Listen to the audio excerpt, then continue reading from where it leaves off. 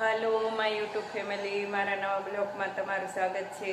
हर हर महादेव, जय देवभूमि द्वारका। तो आपणे जो ब्लॉग चालू करी दीधो छे अने काल आपणे ऋषि पाश्रमना आपणे अहींया भावनगर पासे सेम्पर आव्युं, त्यां आपणे नावा गया था नदी में अने आपणे नावाना विडियो उतारेला छे।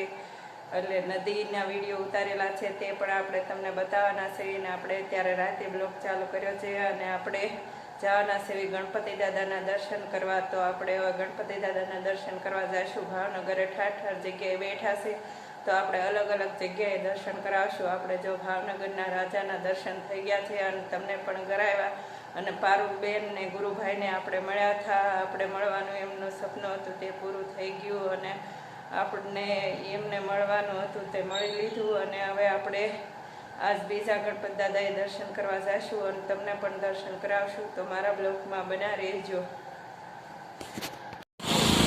જો આપણે વાઘાવાડી ગણપતિ દાદા જોવા પહોંચ્યા છે।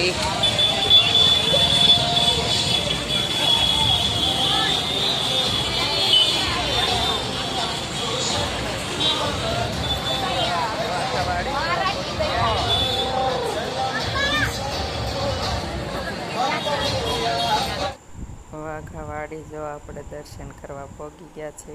વાઘાવાડીના રાજાના દર્શન કરવાના છે ગણપતિ બાપાના।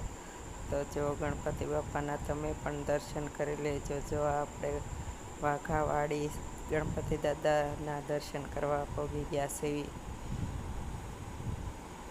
આપણે જો દર્શન કરવાના છે અને અહીંયા ટેજ ઉપર જવા દે એટલે આપણે ઉપર જાહું ટેજ ઉપર દર્શન કરવા।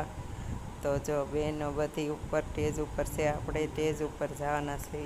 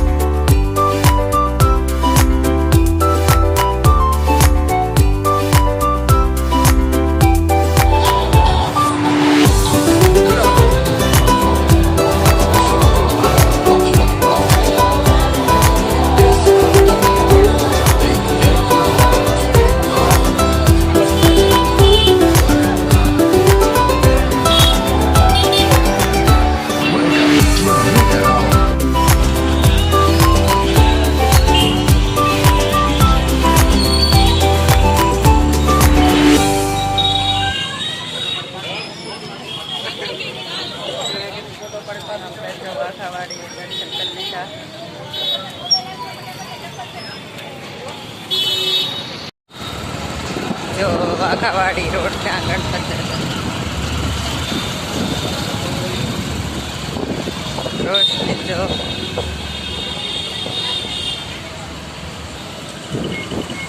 जो आ सर्कल गाय मूकवामां आवी छे। गाय छे जो કેટલી લેન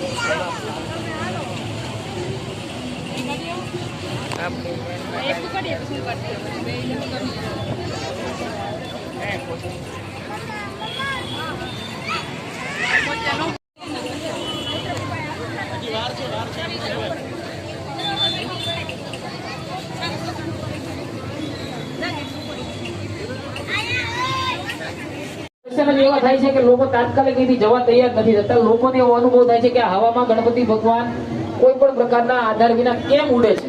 લોકો દરેક ખૂણામાંથી જોવે છે, ઉપર નીચે જોવે છે કે આ કયો એવો સિદ્ધાંત છે, પણ આ એક વિજ્ઞાનનો જ પ્રયોગ છે કે જેમાં કોઈ જાતનું જાદુ નથી। પણ જે પંડાલમાં અમે એમ કહીએ ને કે શ્રદ્ધા અમારી સાથે હોય, શ્રદ્ધા સાથે જો કોઈ પણ કામ કરવામાં આવે તો એનું કોઈક મહાત્મ્ય જુદું હોય છે। એનાથી લોકોને કંઈક ને કંઈક નવી લાગણી ઊભી થતી હોય છે। અને અહીંયા બહાર તમે લાઈનમાં એટલા માટે ઊભા છો જો કે ભાવનગર શહેરમાં એકમાત્ર એવો પંડાલ છે કે જેની અંદર તમારે ખાસ આવીને જ દર્શન કરવા પડે. અને અહીંયા જ્યારે તમે દર્શન કરીને જાશો તો આવો અનુભવ તમને પાછું ભાવનગરમાં કોઈ જગ્યાએ કોઈ પંડાલમાં નહીં થાય. અહીંયા જે અંદર મારી સાથે દર્શનાર્થી ઊભા છે એમને વિનંતી કે ફોટો પાડવો હોય તો કાલે 7 વાગે આવજો. બહાર બહુ લાઈન છે અને જો છતાંય તમારે ફોટો જ પાડવો હોય તો એકદમ સાઈડમાં ઉભા રહીને પાડો, કારણ કે ઝૂમની વ્યવસ્થા બધા જ કેમેરામાં અત્યારે આવી હોય છે. તો ઝૂમ કરીને તમે ફોટો પાડશો તો તમને બધા ફોટા આવી જશે, પણ સાઈડમાં આવી જાઓ. બહાર મોટી લાઈન છે. ફોટોગ્રાફીનો સમય 7 થી 7:30 નો રોજ અમે રાખેલ છે, એટલે 7 થી 7:30 આવો તો તમારે દર્શન નિરાતે થશે અને ફોટો પડશે. પણ જો દર્શન ન કરે કોઈ વ્યક્તિ કંટાળે નહીં, કેમ કે વિઘ્નહર્તાના દર્શન કરવા માટે તમારે થોડાક વિઘ્નમાંથી પસાર થઈ અને અહીંયા અંદર આવવું પડશે.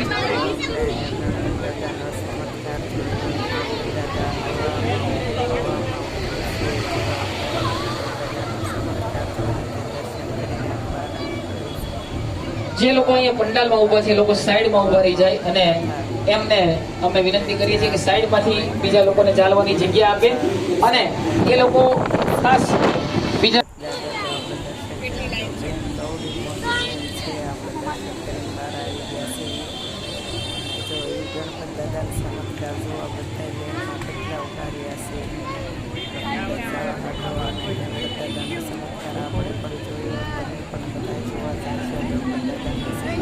કેવા ગણપતિજી ભગવાન કે જવામાં કોઈ પણ પ્રકારના આધાર વિના ઉડે. દરેક લોકોને બહાર પૂછવું છે કે આ શું છે, પણ આ કોઈ જાદુ નથી, આ કોઈ અંધશ્રદ્ધા નથી, માત્ર એક વિજ્ઞાનનો જ પ્રયોગ છે.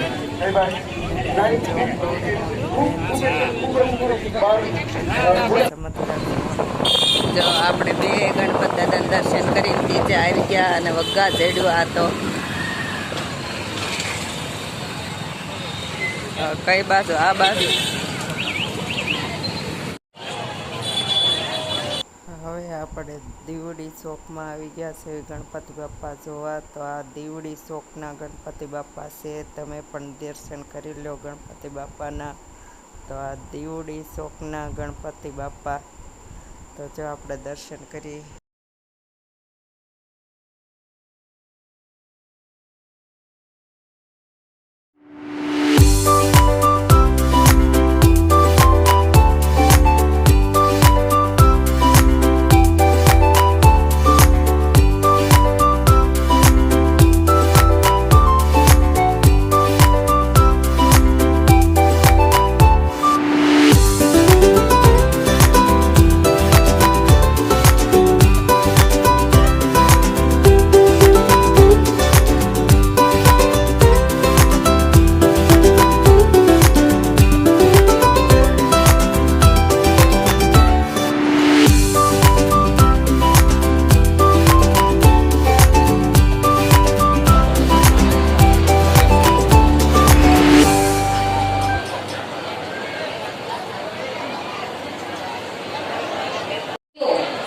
પુરુષો અને નાના બાળકો બધા મેળામાં આનંદ કરવા જાય છે.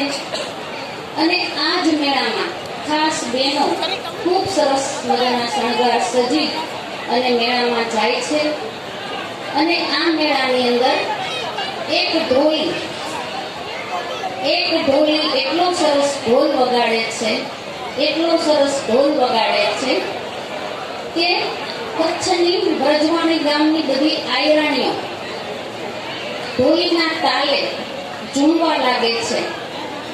એને સમયનું ભાન રહેતું નથી અને આખી રાત એ લોકો ઢોલીના તાલે રાસ રમે છે.